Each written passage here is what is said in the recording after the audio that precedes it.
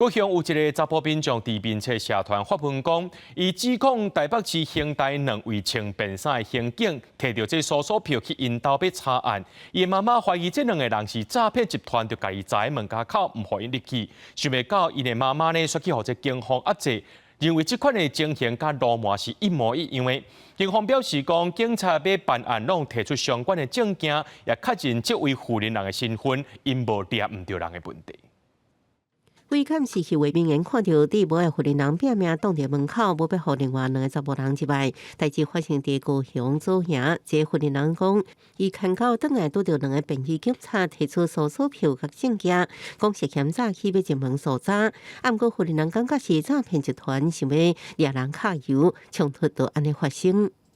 抵住我的胸口，一直把我往内推。那抵抗他就一直高喊着。我要告你袭警，我心里面就想说，为什么我讲到管区的人要过来，你一直不愿意？你一定是诈骗集团。现代负责人表示，两个便衣警察将压制伫涂骹，连串开胸看拢会痛。虽然因理解警察办案，不过即马诈骗抢攻加上第一时间便衣警察和古早单合区的警察到场，当然感觉是诈骗集团。这是台北市刑大下区到高雄查案。当事人家属拨打110报案称，疑似有陌生人假冒警察。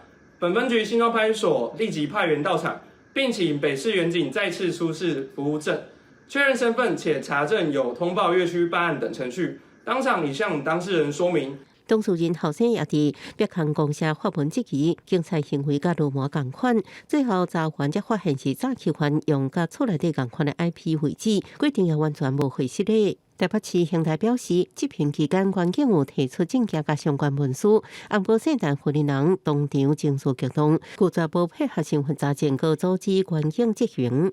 陈女58年次，当场情绪激动，拒不配合身份查证，并主导员警执行。执行员警为排除主管自身及受执行人危害，及搜索执行顺遂，及当场予以制止。台北市刑大强调，关警依法执行公务，佮确认过涉案负责人身份甲徛假，甲搜索票同款，而且无发生网络大本所讲的警察念着人这代志。后续详细状况，爱国等警方进一步调查。记者综合报道。